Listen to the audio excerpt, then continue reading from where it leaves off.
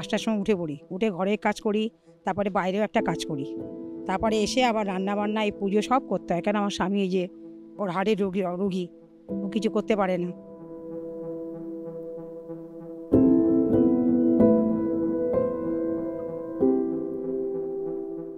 আমার সারাদিন এই কাজেই কেটে যায়। এই তো 5টার সময় খাই, এই এখন পুজো দিয়ে এবার খাবো। কেন মেয়ে কলেজে যায়, একটু কম্পিউটার শেখে, ও চলে গেছে, ওকে রান্না করে দিয়েছি।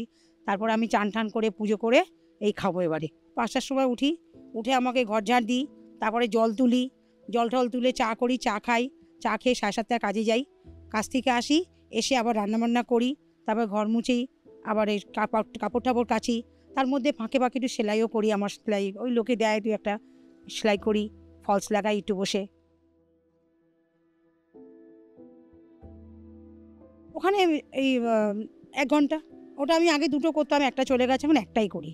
পারিশ্রমিক বলতে ওই যেটা কাজটা করি ওখানে আমি 2000 টাকা পাই, আর এতে আমার চালিয়ে নিতে হয়।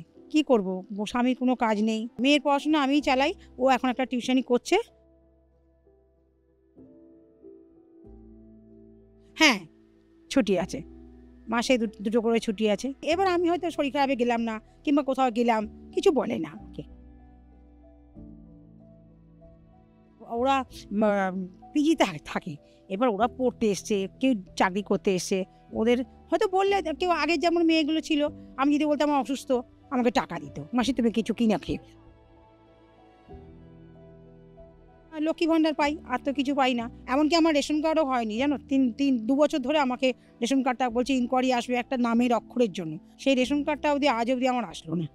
গেলেই বলে যান আপনি, ইনকোয়ারি যাবে। এই দুয়ারে সরকারে 2বার গেলাম, কিছুই হলো না। যাই হোক, কিছু চাল পেতাম তো। হ্যাঁ, যদি দেয় তো। আমাদের এই এনজিও একটা কার্ড করে দিয়েছে, যোজনা কার্ড। এখন সেটা তো কবে 60 বছর হবে, কবে পাবো সেটা তো কোনো নেই। কিন্তু ওরকম যদি আমরা কিছু পাই তাহলে তো আমাদের খুবই উপকারে হয় না। কেন আমার স্বামী একদম অসুস্থ, এই তো স্বামী, আমাকেই এই সংসারে কি মানে বলবো, এরমভাবেই চালাতে হয়। পড়ছে মেয়ে, তো কোনো চাকরি বাড়ি করে না, না, মেয়ে এখন সবাই পড়ছে। এই নিজের বাড়ি বলেই তাই চলে যাচ্ছে, ভাড়া বাড়ি দিয়ে পারতাম না, কি করে পারবো।